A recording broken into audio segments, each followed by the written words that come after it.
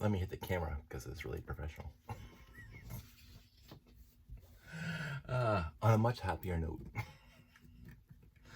and hopefully a much more clear and unambiguous note.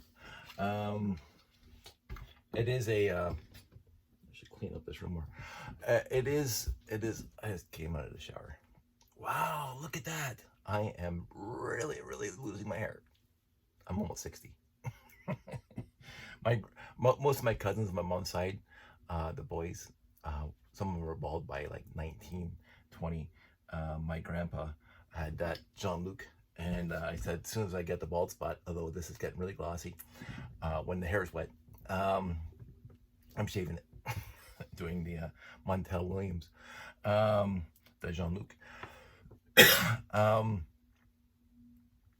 It is odd, and I don't think about it a lot, but it is odd that I have not seen the Tom Hanks movie when he plays Mr. Rogers. I haven't seen it. I've seen clips because they always seem to show up in YouTube Shorts and stuff, and on the TikToks. But I have not watched the actual movie, and I wanted to know. Being a Canadian, that is 30 minutes from Buffalo. We did get WNED when we were growing up from Buffalo, PBS, I think it's called. And so we did have Mr. Rogers up here as an American show, because we got to watch all the American shows, because WTV, WABC, WIVB, Channel 4, CBS, ABC, NBC, Fox, but before it was Fox, it was just WUTV, Channel 70, Channel 29 on the old UHF.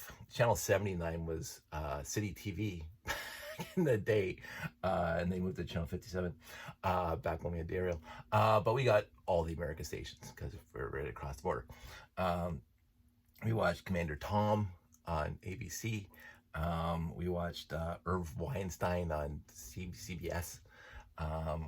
And we watched Tom Brokaw, John Brokaw, all the news. And so, yeah, Mr. Rogers. I saw, I don't remember, this is a stupid way of putting it, I don't remember religiously watching Mr. Rogers, but I saw a lot of episodes when I was really young. My show, when I was a little tiny kid, was Sesame Street. And Mr. Dress Up, because Mr. Dress Up's Canadian. At least he was up here in CBC or whatever it was. And Hilarious House of Frightenstein, of my uncle Craig corrected. I mean, I don't know if I got that right again. Billy Van over here in CHCH, Channel 11 when I was growing up. Hamilton Station. But Mr. Rogers was a known entity to me, and I did like his show. For the ones I watched, I was so young I barely remember them. I remember the theme song. But I knew it was a wonderful, decent show for kids. And I think everything I hear about the movie, it comes across as such. Tom Hanks, I heard, was the embodiment of Fred Rogers in that movie. So I'm going to watch it at some point. It's on my list of things to watch. But I was just watching a clip where I don't know if it's an interviewer, but it's the guy, they were on the subway, and I guess they were talking, and all of a sudden the whole subway starts singing this theme song to Fred Rogers, which is moving. I did see a clip years ago before they even made this movie. I saw a clip years ago where Fred Rogers showed up at the graduation ceremony of whatever school, I think in Boston or whatever, and there's like 10,000 students in the auditorium, and Fred Rogers walks out, and unprompted, they all start singing. University graduates start singing Fred Rogers' song from this is the guy who's moved the world without doing anything besides making a beautiful little show that was heartfelt and decent. And generations, literal generations were inspired by him, and encouraged by him, and emotionally stabilized. I would, if that's the way of putting it, by him. Um, I I think his legacy is going to live far, far longer than most of us, all of us, um, because the lives he has touched without even knowing it. But anyway, so the subway starts singing to him, and then the next scene that they're up in his apartment, I guess, and the guy's still talking to him, and he wants to talk about all the burdens that Fred Rogers has because everybody comes to him and unloads their various issues, small, the big, the whatever. And I get that because he's a celebrity that people grow up with, and he seems to be on the TV show very approachable. And so I would imagine when he's walking or in the grocery store or wherever, that people are going to come up to him and say, "Hey, Mr. Rogers," and they start talking, and they will start venting or unloading, and then Fred Rogers takes it in because that's the kind of person he is. And the guy goes, "Well, what do you do? Like, how do you deal with all that? Not necessarily negativity, but all the sadness that people experience, and they offload it onto you." And I didn't see the end of the clip, but Fred Rogers changes the subject. He brings out the suitcase, and he says, "Do you want to see my special friends? Do you have a special friend?" He asked the guy, "When you were a little kid, did you have a special friend?"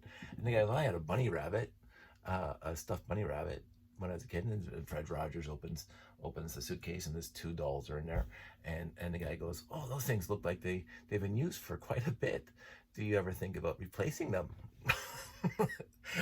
I was shocked by that question. Like, are you kidding? And I don't know what it is. I don't know what it is about that. Fred Rogers was much chagrined about the idea of replacing those dolls that he's had on his show for decades. Even though they look a little beat up. And then I started thinking about my personal life. Again, this is the happy side, not like yesterday. That I never had a doll. I never had a stuffed bunny. I don't remember. My mom's no longer here, so she could probably remind me of being 3 and 4 and carrying something around.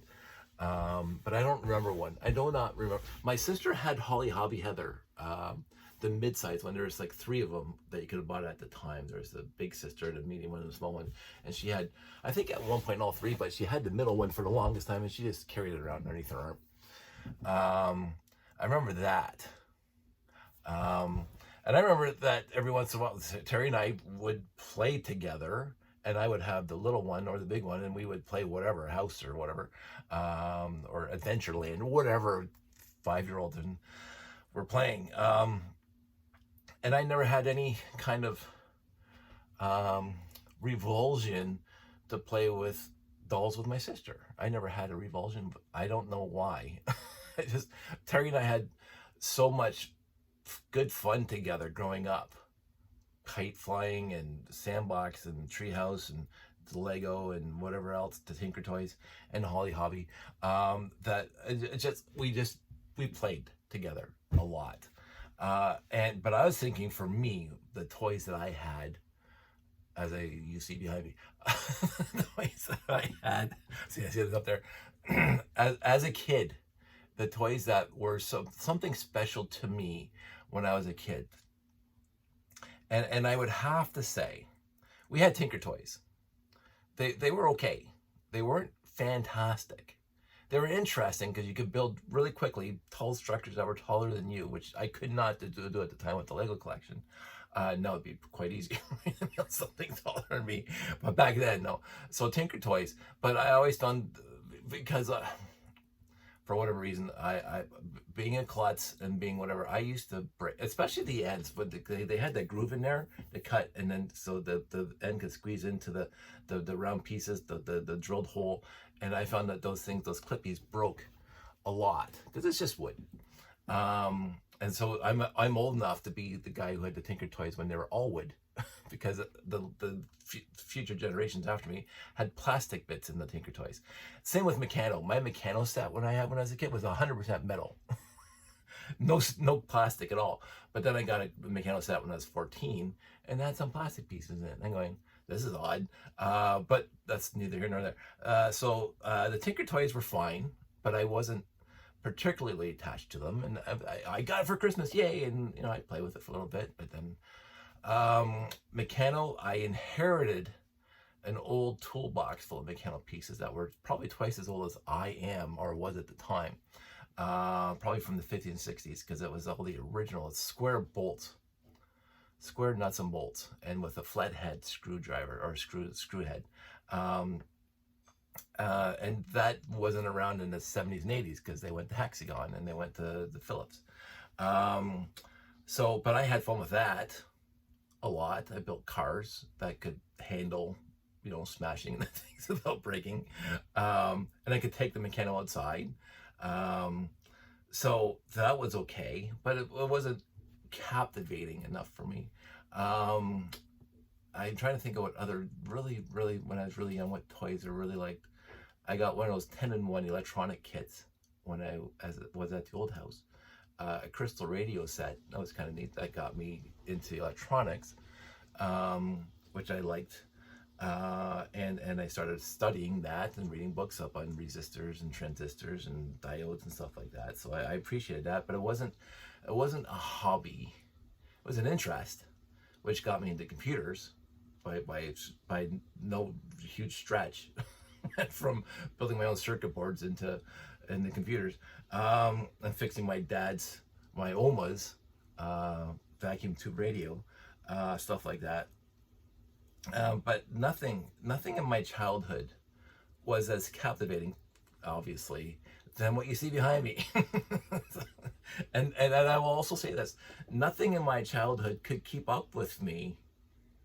Because again, I wasn't purposely rough. I wasn't malicious. I wasn't like, I think his name was Tommy Next Door in Toy Story, where I deliberately broke and twisted and burnt my toys with magnifying glasses. I wasn't like that, but I am klutzy, and I drop things, and I do race things around, and things get broken. So the only toy that actually kept up with me since I was a little tiny kid was what you see in this room. And I can right now, within arm's reach, find parts and pieces that I got when I was 3, 4, 5 years old right now in this room. Like right there. And it's like, huh. So when that little scene came on, I started thinking about it, like, with all seriousness, the Lego was my doll. The Lego was my toy of choice when I was a kid, at my earliest memories. And as I mentioned before in other videos, wherever I went, my cousins' places, my friends' houses, whatever else, it was the Lego overall. I mean, they had their own toys that I didn't have. I remember when I saw the first Speak and Spell, or the first Big Wheels. My friend Sean up the hill got a big wheel. He's like a year younger than me, whatever. He got a big wheel. That thing was awesome. But I didn't get one, and I don't need it. We had a gravel driveway. A big wheel wouldn't work in a gravel driveway. But they were fun. But overall, 90% of our playing experience with any kind of toy was the Lego. I don't know if that was the generation where it really caught on. Like, again, my cousins, some of my cousins are 20 years older than me, and so their Lego collection, very, very small shoebox Lego collection, was of just white and red brick, 2x4s and 2x2s and 1x2s, and the little 1x1 round bricks with no groove on the bottom. And those were little people. And so when you build a village, those were the people. And the 10x10 and 10x20 base plates, the red and white ones, that was their Lego collection. Some wheels with the light gray rubber on them, and the translucent white connector, so you can make a train and stuff like that. But I still had as much fun with those Lego pieces. And I actually will say this: I remember, I think I asked once when I was 5 years old, can I bring this home for my collection because these pieces were awesome? And my Aunt Nellie said no, because other kids come to the house. One thing that happened a lot when I went to because all my cousins were older, most of my cousins were older at the time, I would play with their Lego collection that they still had in the house, and I would build something. And I would say to my aunt, either my Aunt Nettie or my Aunt Nellie or whatever aunt I house out of that, can this still be here the next time I come here? Because we see each other like once a week. And they said, we'll try. And overall, I would, because my cousins are old, they're not playing with Lego anymore. They're in their 20s. They're off working and stuff like that. And so overall, I would go back, and whatever I built was still there, which is fantastic. And so this is my childhood. My childhood, wherever I went, friend's house, family, relatives, home, obviously, and I was playing with Lego, and I got to play with Lego with my brother, my sister, my cousins, my friends. And this is in context of Fred Rogers and his dolls and how much wear and tear they had over the years. My parts and pieces from when I was a kid, wear and tear, and yet they're still significant to me. And I think about that every once in a while. This is my hobby. I mean, I have other hobbies like scuba diving and home rentals a little bit, but this is my hobby, and I've always been extremely happy with this hobby and the people I've met along the way, and got to hang out with. And this is not even at shows now, and the lugs out there and the bricklinks and the lug nets and all that stuff. This is pre-internet that I got to do stuff. Again, one of my favorite memories ever is when four of us were living at the pit. And my Lego collection came with me to the pit, and we're in our 20s. I'm in my 20s, and we would come back from the church service. We're all in our Sunday best, and the Lego would be dumped on the living room floor, and it'd be 20 of us playing Lego.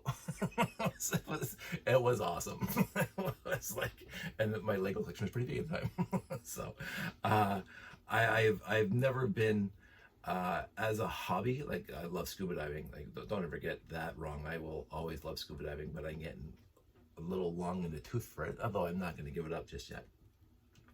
But I do foresee a day at some point in the future where I'm not going to be scuba diving anymore. I mean, it's drastically dropped down. Like, it's like once every other year right now that I get a tank on my back, which is perfectly fine because it's a whole lot of work.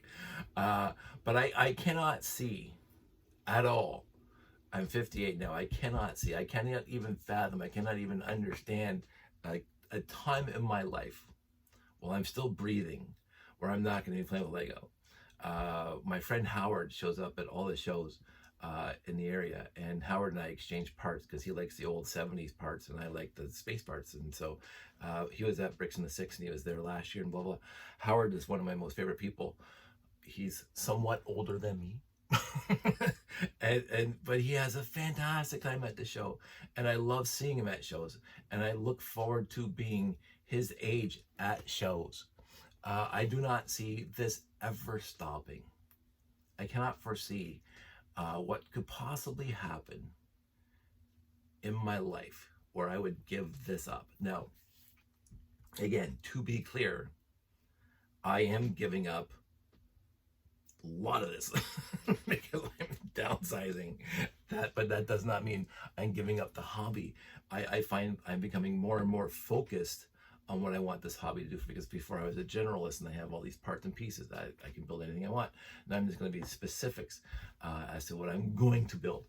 And so I don't mind losing the rest of it, because it is a lot, and it's becoming, as I mentioned, burdensome, but we've already talked about that. But I will watch the Fred Rogers movie that Tom Hanks starred in. It's a beautiful day in the neighborhood, I think is the name of the movie, but I'm actually going to go see if it's on Netflix right now, or Disney Plus. I don't know who's broadcasting it. If it's on anything that pay-per-view, I'm going to have to wait. But I'm going to watch it because I adore everything Tom Hanks has ever done except for Captain Phillips. We got halfway into that movie, and I just no. I don't know if it's trauma or whatever, but I couldn't handle it. I mean, I don't mind dramas, but that movie was traumatic to watch. But I've seen basically almost everything else Tom Hanks has ever done. We watched Otto a few months back, and it was wonderful, absolutely wonderful, seeing Tom Hanks being Tom Hanks, but a little more surly and whatever, a little more like Gran Torino, except not as violent. which is fine. But Sully just a fan. I mean, I'm going back to Joe versus Volcano, which the camp is off the charts. Going right back to Bachelor Party, which is I think his first big breakout role. Bachelor Party. It's a mindless teenage sex comedy, so be warned. But he's good in it, and this is he did a TV show made for TV movie called Mazes and Monsters. It was a take on Dungeons and Dragons, and about how kids can get lost in the game. I remember back in the late 70s, early 80s, there was a huge expose about kids getting lost into the fantasy world by playing D&D. So he was, I think, yeah, it was him and Mazes and Monsters. I don't remember Bosom Buddies. I watched it. It was funny. I didn't remember watching all the episodes. I couldn't tell you the plot of any particular episode. Apollo 13, obviously. Anytime it's on TV, I stopped to watch it. I adore Forrest Gump, and a lot of people now are realizing that it's not as great as our generation thinks it is, but I still love it. And Jenny is the antagonist. That's fine. I don't watch it for the critique. He is just captivating on the screen. Whatever he's doing, even Castaway. He was by himself for literally 9/10 of that movie, and you want to watch it. Like, not too many actors can be on the screen by themselves for the majority of the movie, and there's nobody else. It's just him in the wilderness, man against the wild, and be captivating for that entire run. There's not a time I'm not riveted to the screen to see what's going to happen next. And it wasn't an action-packed movie besides the plane crash. It wasn't and trying to get off the island. It wasn't action-packed. It was an unfolding story, and it was the way it was filmed, the way it was acted, the way it was set. Castaway is a brilliant movie for what it is. It's a brilliant movie. And like all the other stuff he's ever done. Philadelphia, I only watched once. It was great.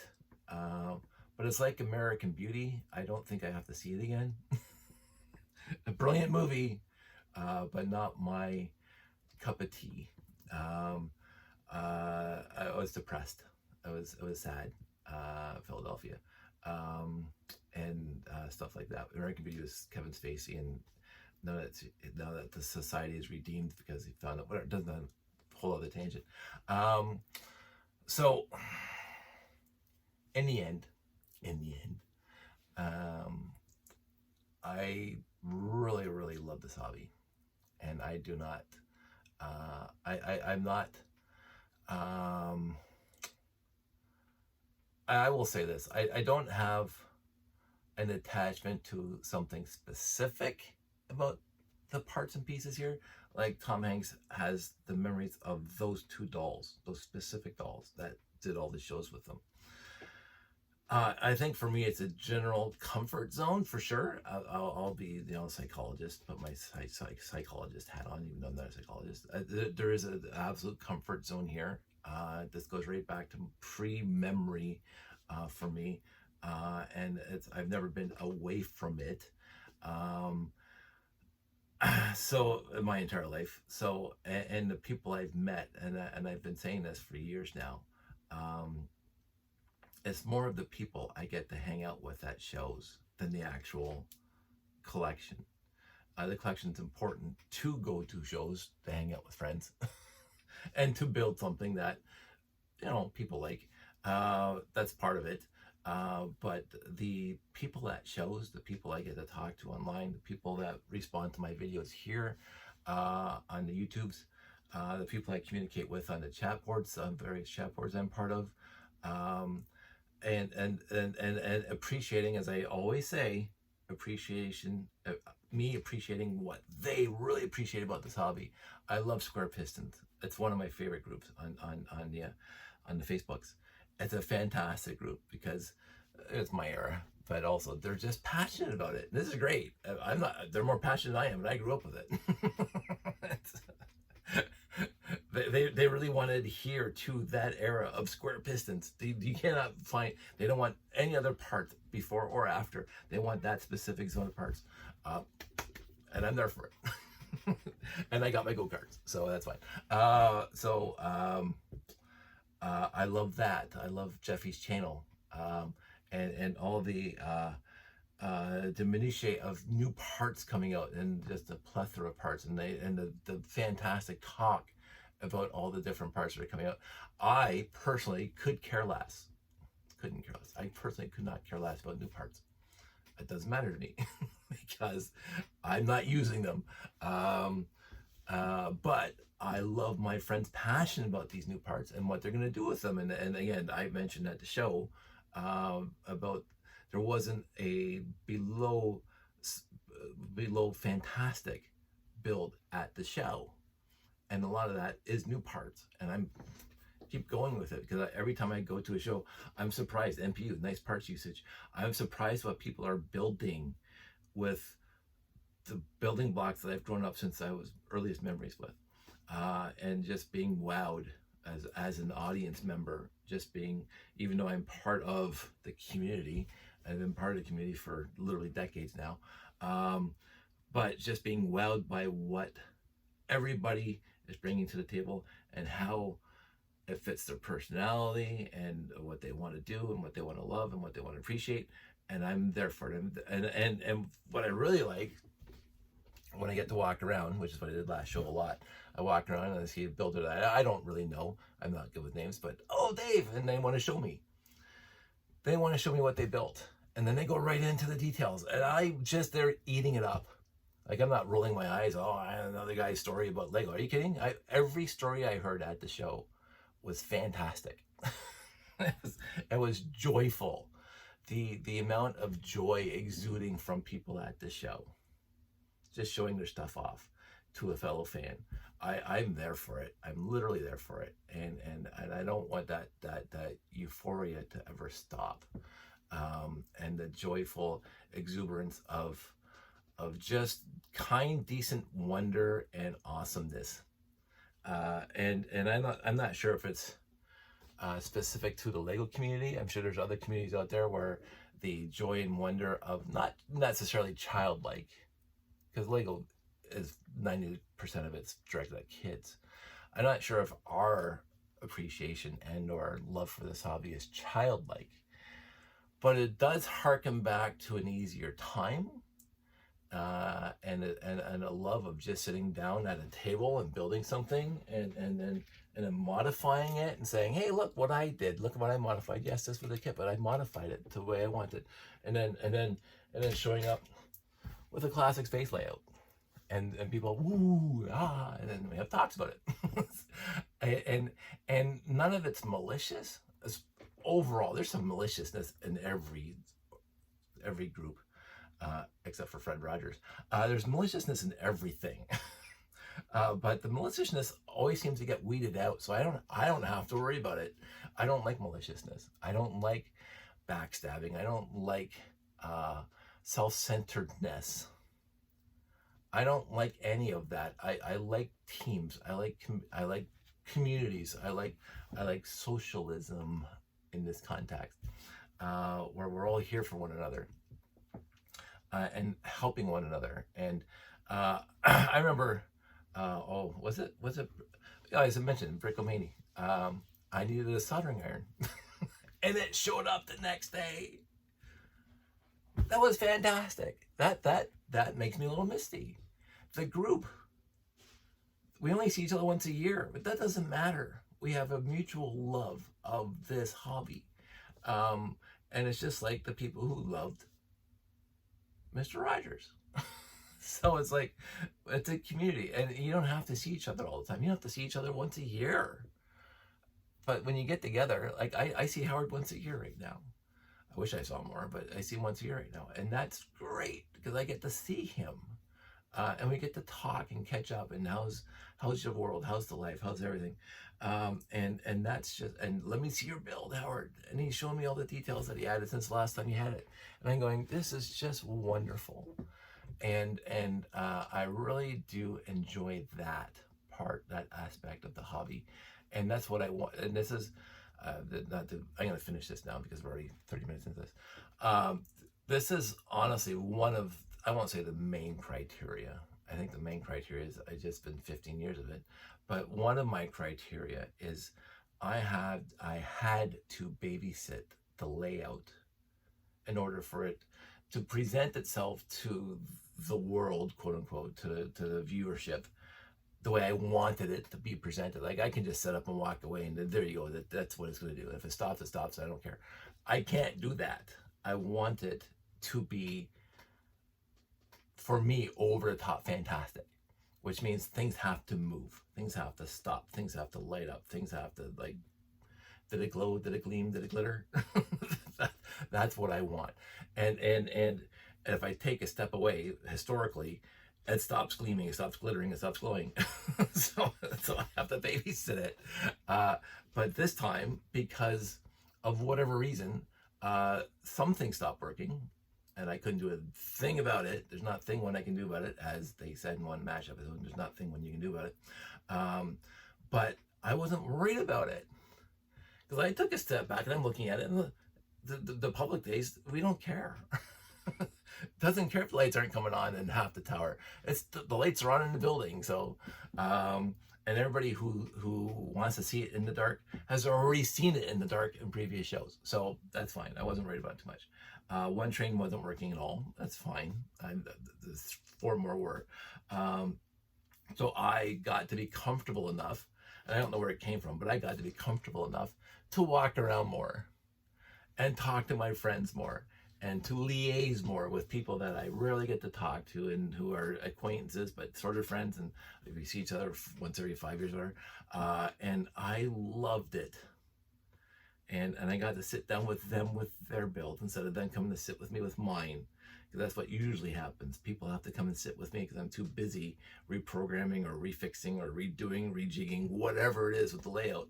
And so that was a criteria as to why I don't want to display it as much anymore at a show. so I'm going to come up with something new that's easier for me, and that I can just drop down and live. So anyway, we've already talked about that. So 30 minutes into this, I think I got my point across. I'm going to go watch the movie at some point. If I do, I might talk about it. If I move to, I'm sure I'm going to be like just adoring this movie, because I adore the people behind it and the people on the screen. So yeah, that's all. I wanted a nice, happier one today. and I wore my... So Sandy, my beautiful wife, found was going around on the internets there on the marketplaces in Hamilton. There was a guy selling minifigs, and he wanted like $45 for all of them. And I'm going, there's some Blacktron 2. There's a few classic space, but not a lot, and they look pretty beat up. And I'm going, so I think it was $5 a pop. There was 9 or something like that, $45. I'm going, I cannot justify. And there was like, and the rest of them were just like town minifigs and stuff like that. There was like, I think 3 Blacktron to a couple classic space, and the rest of them were just other themes that I couldn't care less about, because I got them all. I see, this is me. This is me right now. No, there was a person that was selling a Renegade for $250, and it had the 2x2 yellow tiles with stripes and the 4x2 rocket cones and the yellow little wing plates in front. It's $250 is with box and instructions. $250 is a fantastic price for a Renegade. It's literally a fantastic price for Renegade. No, no, I'm not buying it. I have one, and they're in a box. They're in a box right now. Are they ever going to come out of the box? I don't know. This is still me vacillating between just dumping them, and I still want to do the big layout at one point, which I don't think will ever happen. But so the space sets are not going. The other stuff is going. I got rid of my trains. I'm going to get rid of some of my town. I'm going to get rid of my Technic, some of my Technic. But the space sets, for now, are staying. But anyway, that's a whole other story, but you've heard them before. So that's it. That's all. Everybody out there, stay safe, take care, and I will talk to you soon.